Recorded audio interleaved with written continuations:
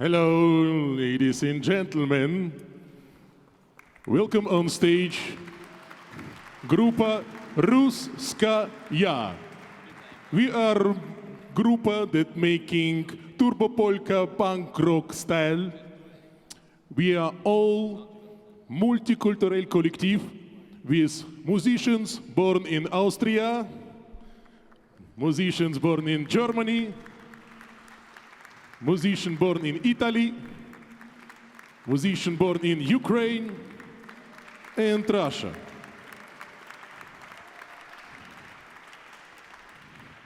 It's a big honor for us to be invited on the Schwarzenegger Climate Initiative. It's great to be here. Thank you very much. We sing for you something and you will love it, I hope. Yeah? Ну, поехали.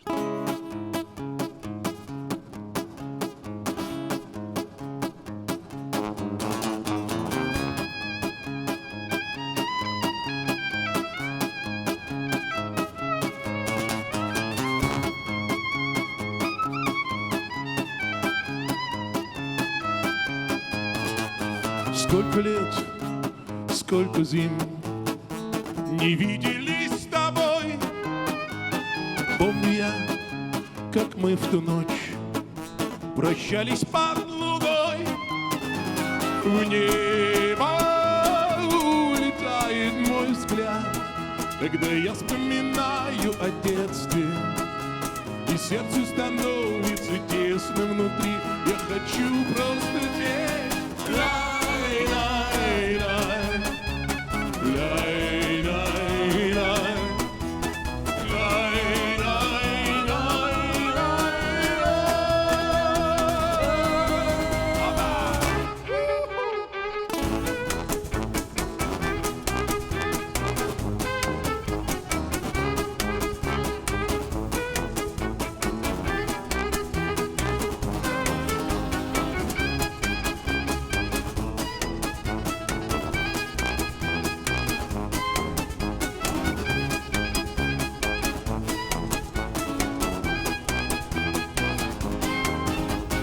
Дороги дороги мне, когда со мной друзья. Bon voyage, mon ami, я буду ждать тебя. В небо улетает мой взгляд, когда я вспоминаю о детстве, и сердцу становится тесно внутри. Я хочу просто петь.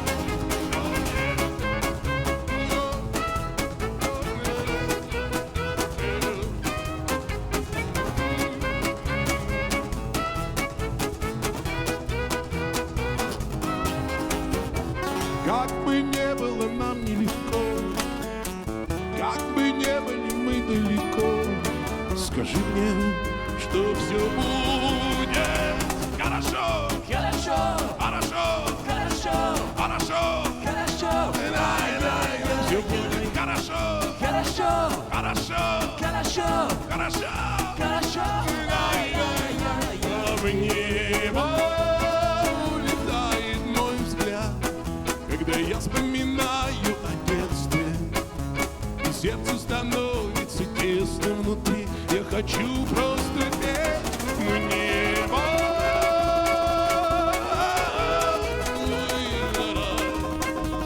В небо.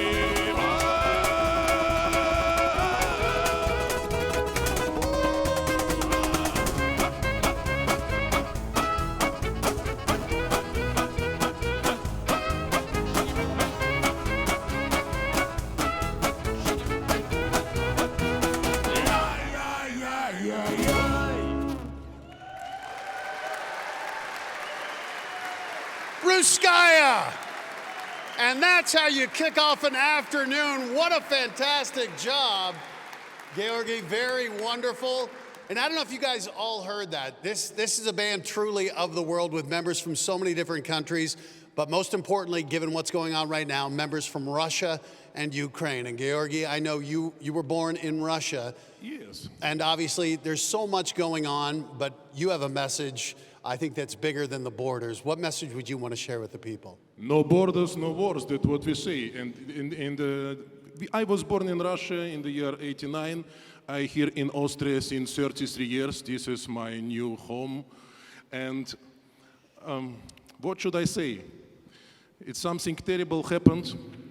Something terrible happened that disturbed the complete world and, of course, me and all my friends, all musicians, with them we cooperate.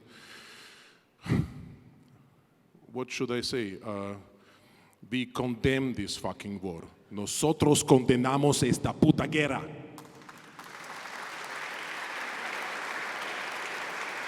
We protest. We have the possibility to protest because, you know, a lot of musicians in Russia, they cannot protest. They have to leave the country, and they organize help concerts in other countries all around the world. But we can protest, and we do protest against this war. And I hope one day when this war will be over, the humanity will find a peaceful way to live with each other. I think the best way to do it is through music, which is just what you demonstrated right there. And Dmitry, I know Dmitry is from Ukraine. So what message would you want to share? We've heard from the Russian, let's hear from the Ukrainian.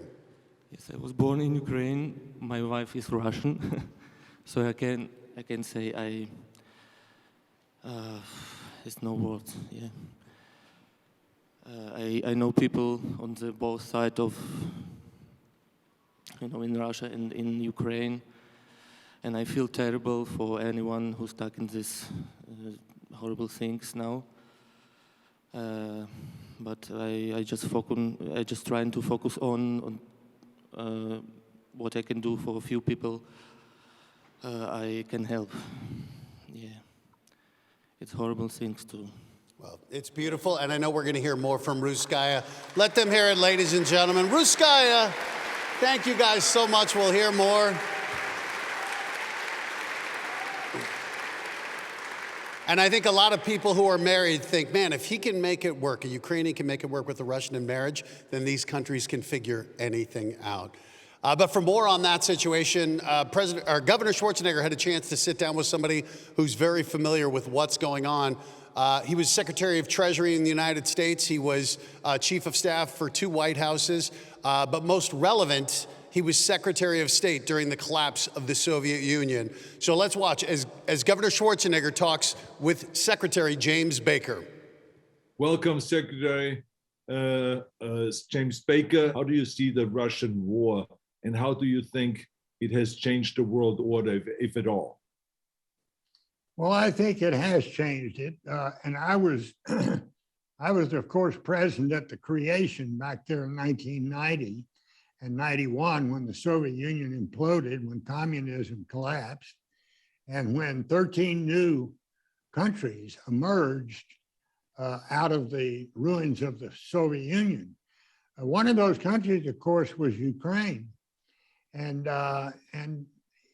so I'm very, very disappointed in the course of world events in that part of the world, because we had high hopes. And, you know, people don't realize this, Governor, but for 15 years, the United States and Russia had a very good relationship under both Presidents Yeltsin and Putin.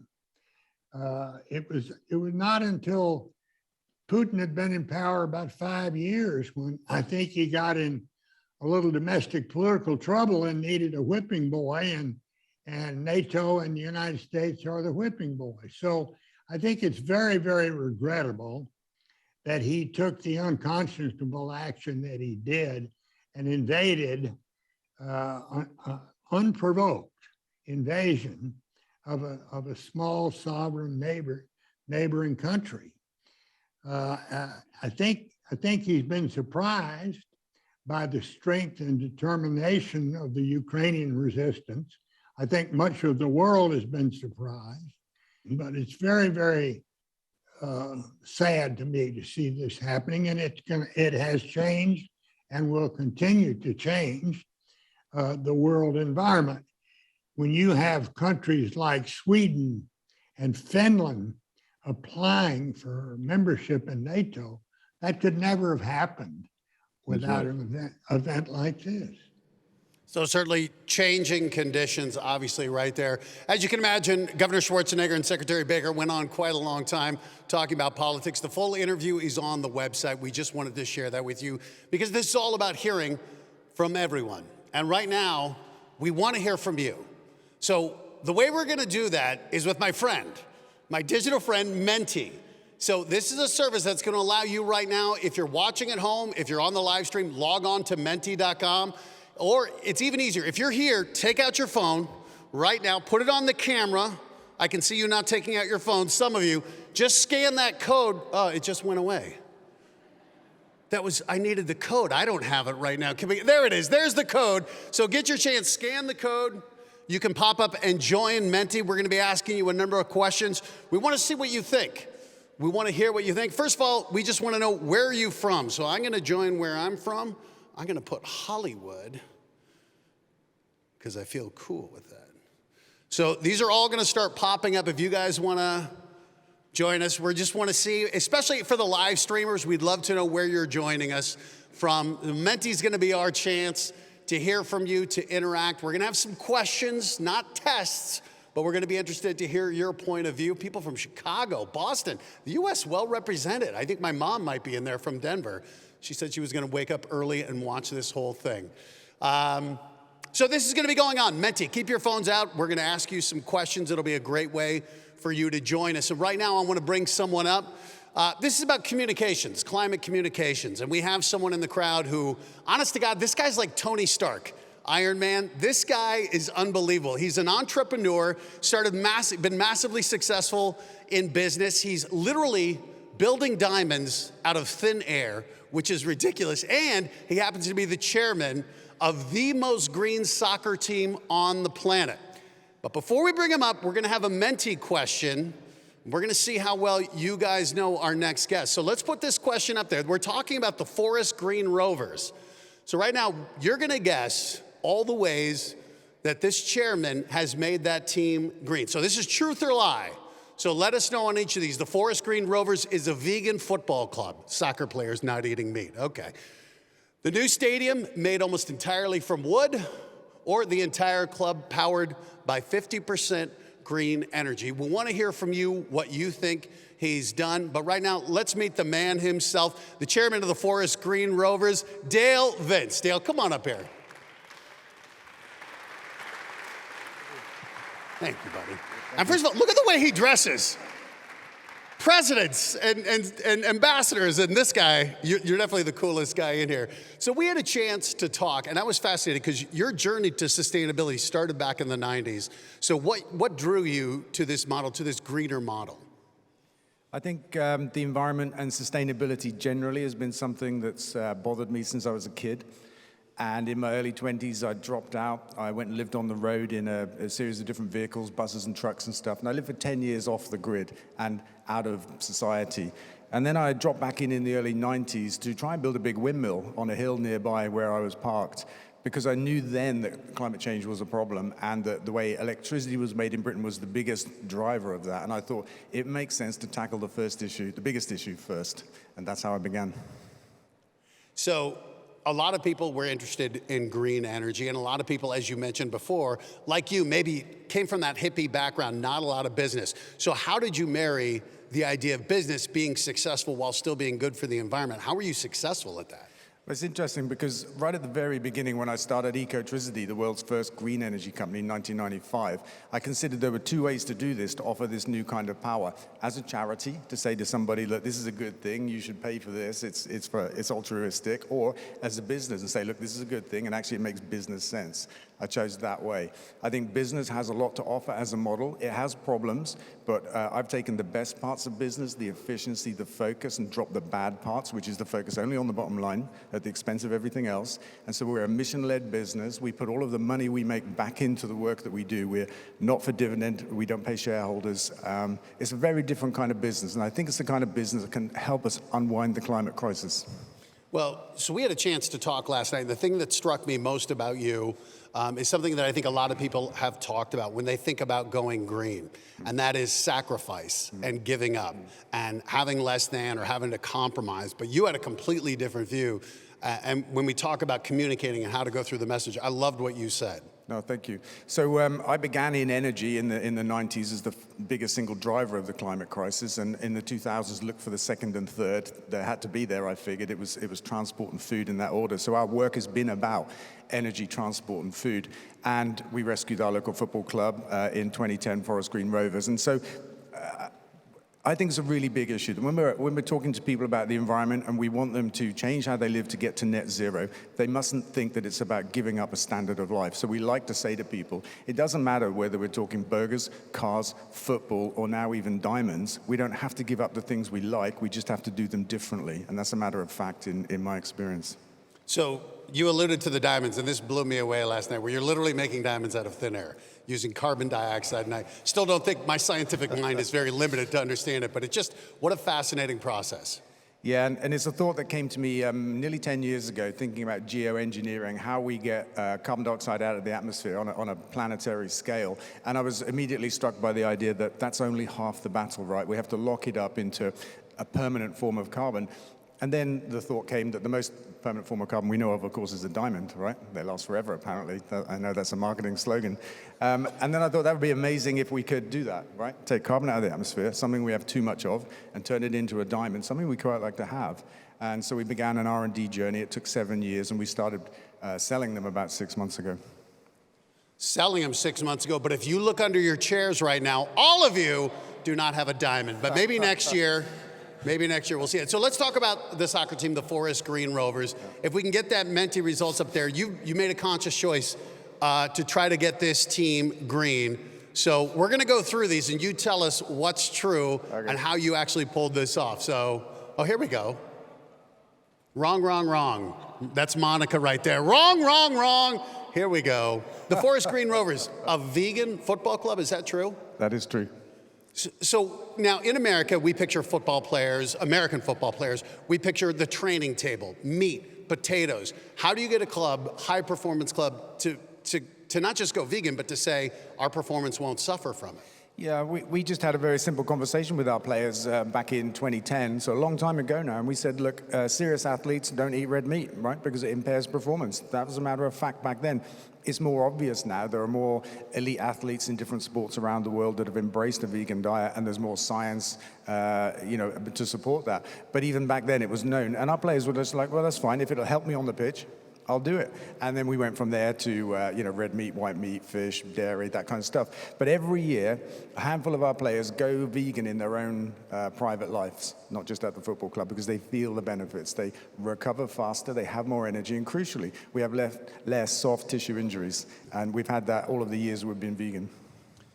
I feel like I have no excuse not to go vegan now, Dale. Thank you for that. The new stadium, Eco Park, made almost entirely from wood. That doesn't sound feasible, is it? Well, we tend to describe it as being made entirely from wood, but I mean, to be accurate, it will have bolts, right? There will be some nuts and bolts, but there won't be a steel girders, concrete foundations, concrete steps, terraces, that kind of stuff. So in simple terms, it's made entirely of wood.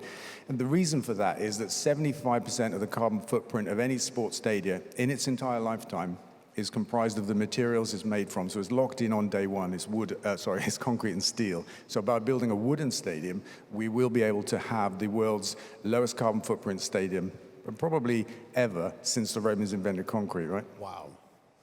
And the final one, the entire club powered by 50% green energy? That's only half true. We're 100% green energy. Now, this is great.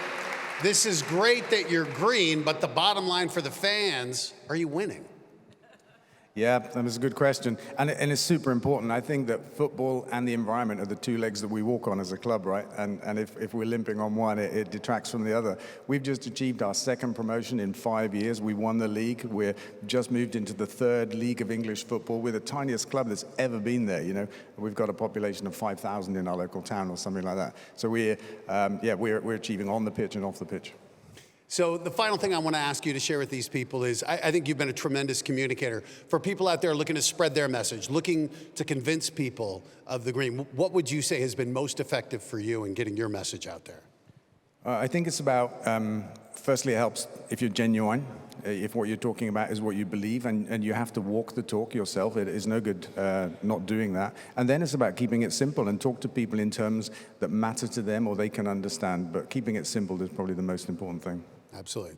Dale, congratulations. Continued success to the Forest Green Rovers. Dale Vince, ladies and gentlemen. Thank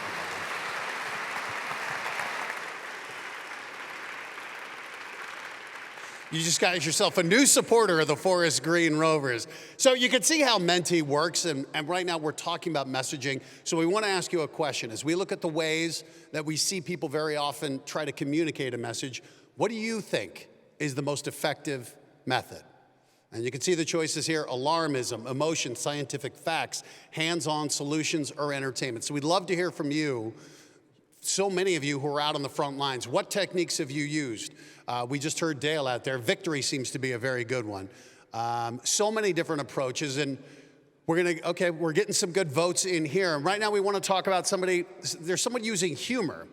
And maybe you've heard of these, but in Australia, there was a series that came out that have gone very viral called the Honest Government Ads. And this has been videos that have gone remarkably viral. So this poll will still be going on. You can keep voting. But right now, we want to show you an example of how someone's using humor. Check out this Honest Government ad promising net zero by 2050.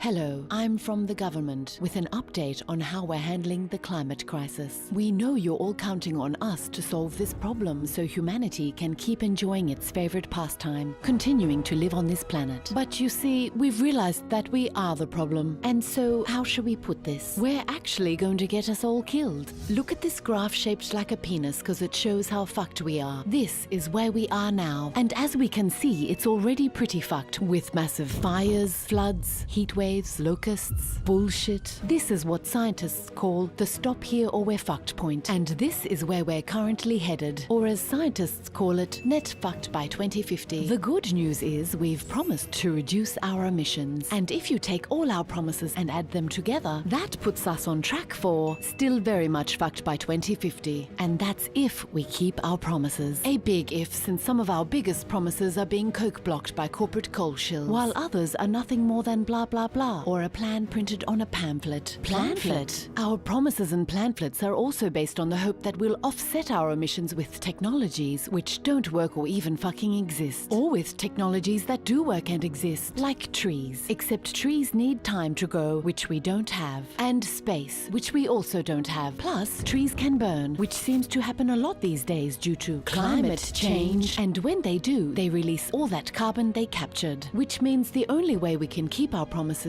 is to stop emitting carbon. Are we doing that? God, no. We've been subsidizing it at a rate of $11 million per minute, which discourages investment in renewables by distorting the market. And that's why there's a huge gap between our promises and where we need to be. We don't talk about that gap because that would entail a complex process called being honest. Being honest would mean admitting that we're failing. And we can't do that because then we'd have to stop failing. That would mean ending fossil fuel subsidies and banning all new gas, coal and oil projects. And to anyone suggesting harming our precious children like that, we say, how dare you? So being honest isn't an option for us, which is why we've come up with the next best alternative. Net zero by 2050. Net zero by 2050 means that instead of being honest this decade by taking this path, we leave the being honest part to the last minute by taking that path instead. As you can see, both lead to net zero in 2050, but they're very very different journeys, because this path adds this many emissions to the atmosphere, and that one adds 3 times as much. And since emissions are what's causing the planet to warm, that means crossing the stop here or we're fucked point, which risks setting off irreversible chain reactions beyond our control. That's the exciting part of running an experiment with the only planet we know that supports life in the whole fucking universe, just so we can make a few billionaires even richer. Net zero by 2050. Anywho, feel free to take over from us at any time, because as you can see, we're captured by the fossil fuel industry, compromised by our moral failings and lack of vision, and probably going to get us all killed. This has been a message from your local government franchise. Goodbye. Authorized by the Department for blah blah blah.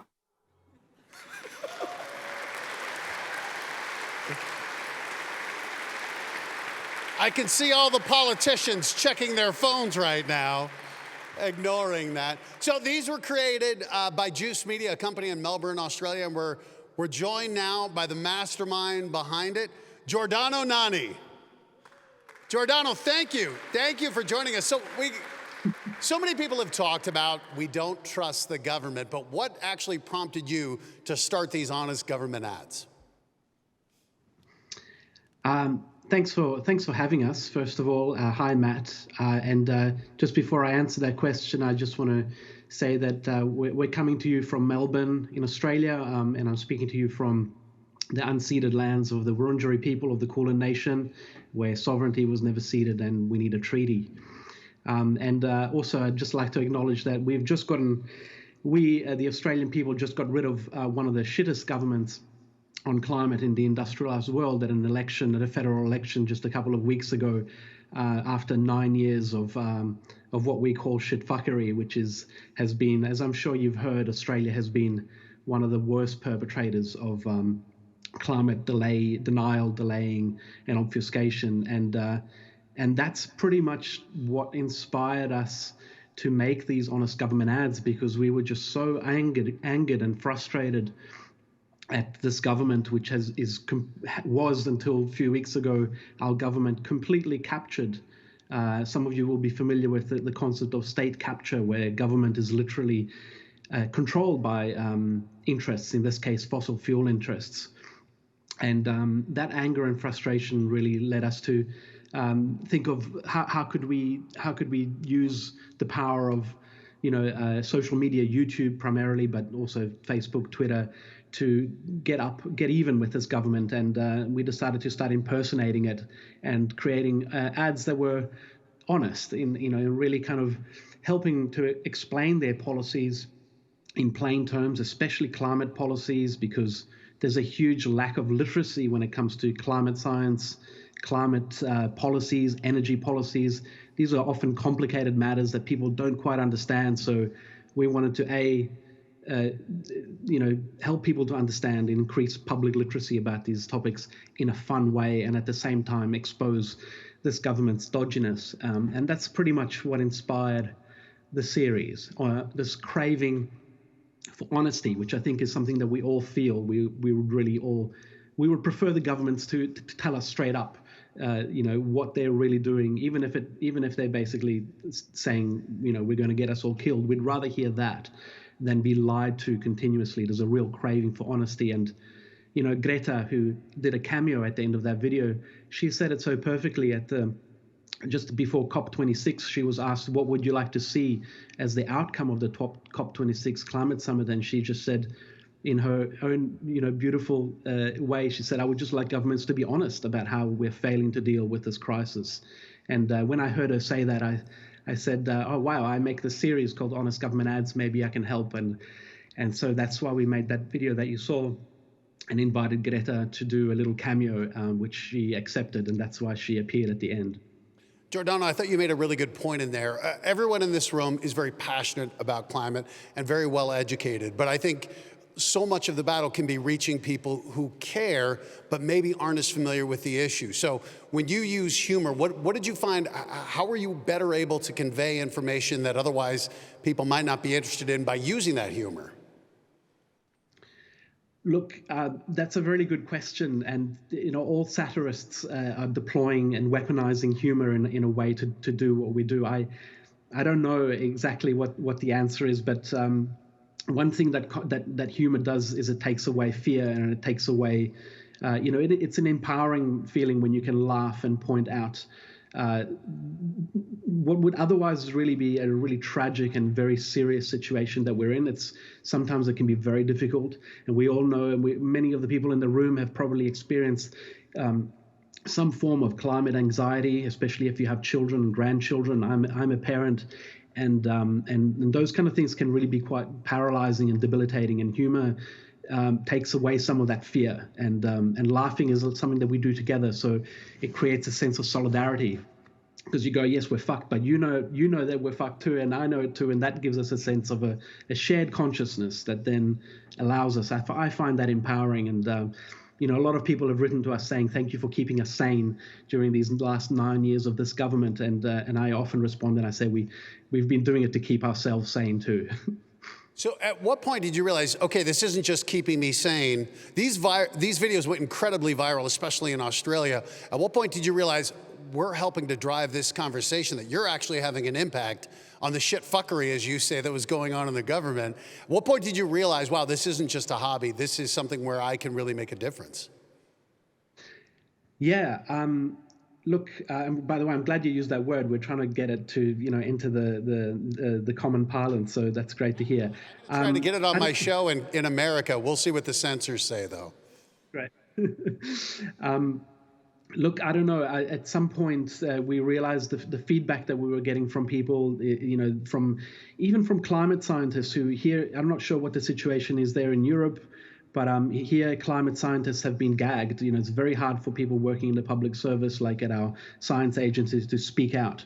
And so we were getting emails from people for example, at the science agency, at the CSIRO, saying, thank you for saying these things, because first of all, it encourages us to keep doing the work that we're doing as climate scientists, but you're also helping us to reach a much broader audience. So that was probably the first sign that I remember thinking, oh, wow, this is actually not just, as you said, about keeping ourselves sane or having a laugh, but it's actually having an impact. And yeah, as soon as I realized that, we started to really focus more and more on climate policy. So we covered topics like carbon capture and storage, and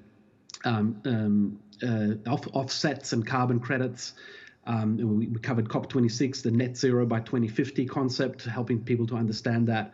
And we've just been, EVs, the Kyoto carryover credits, which is a scam that the Australian government tried to foist on the world at many climate summits over the years. Yeah, we just picked all of these topics one by one and go, let's explain these in an honest way to help improve literacy. And I think that really helped at this last election. People knew what was going on, not just thanks to us. Obviously, we play a part. There's many other people who've been working hard towards this outcome. But I think when people are empowered with better information, and we've helped to debunk some of the misinformation, and there's lots of it around climate, as well as COVID and other serious issues, people make better democratic decisions at elections, and it's kind of common sense. But yeah, that's proven to be true, I think. Well, you obviously made a big difference with the election. That administration that had been in for 9 years is out. Just real quickly, your focus now, obviously climate, another focus perhaps for these honest government ads, or for Juice Media, another goal?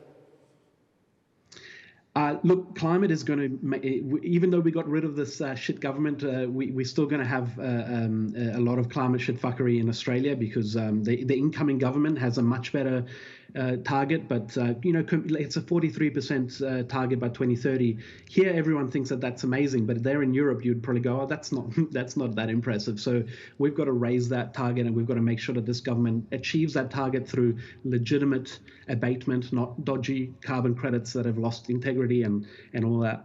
So that's going to be a number one focus. But also, we've had a lot of requests from other countries saying, please come and help us. So we're hoping to do work on the UK. Brazil has an election coming up in October, a very important election, and Canada and the US. And so we're hoping to lend other countries a hand over this next season of the series. Well, Giordano, we can't thank you enough for joining us. Continued success at Juice Media, continued success with honest government. I think I have a slogan for you: battling shitfuckery globally. That could be your new slogan right there, Giordano. Thank you so much, my friend. Thank you so much for having us. So we saw how he was getting his message out. Let's see on Menti, hands-on solutions. That seems to be the number one choice. Emotion. Next, scientific facts, entertainment. Interestingly, alarmism at the bottom. So interesting to see amongst these people how you all feel you can best be reached. So one of the other things that's been going on are climate councils, and they have been very big in Europe, in France, Finland, Germany, and Scotland, and obviously even in Austria. The most recent climate council was just last week, and it's 100 people from all different walks of life, representing all different points of view, coming together to try to give the best ideas on how to combat climate change. And we actually have someone with us who I believe was a part of the most recent climate council here, Maria Prem. Thank you so much for joining us. How are you, Maria? Hi, I'm very good, thank you. So you were there with 99 other Austrians from all different walks of life. What were your most important takeaways from this climate council? Well, of course, I feel really privileged that I was able to be there and be part of the journey. We worked together with scientists very closely, and that was really interesting because I got a lot of new knowledge about the topic. And yeah, I think it's really important that all the people can be able to get that knowledge, because the more knowledge we got about the topic, the more we knew where we wanted to go and what recommendations we wanted to form. And it also was really nice because all the people were always so respectful when talking to each other, and it was like there was always that positive energy and the will to change something. Well, that's beautiful. So what were the steps that you took away, concrete steps or things that you felt could start to be implemented to make a difference here in Austria and around the world? Well, we formed those recommendations, and they're going to go to the government now. So yeah, let's hope that you will do a lot of these recommendations and start them. Yeah, because we, as the Climate Council, we stand behind all of them. And that's really nice because we want to stay active, and because of that, we're building an association to continue our journey. And yeah, I hope that all the political parties will start to pull at the same string, because it's really important. Yeah. Well, let me tell you something. You're in a room filled with people who can help you make a difference, Maria. So shake some hands after this, all right? Thank you so much, Maria. Well, this has just been a little bit as we've talked about communication and climate. And now, even though we just ate, I think it's time to talk about another important element when we think about how we impact the environment, and that's food.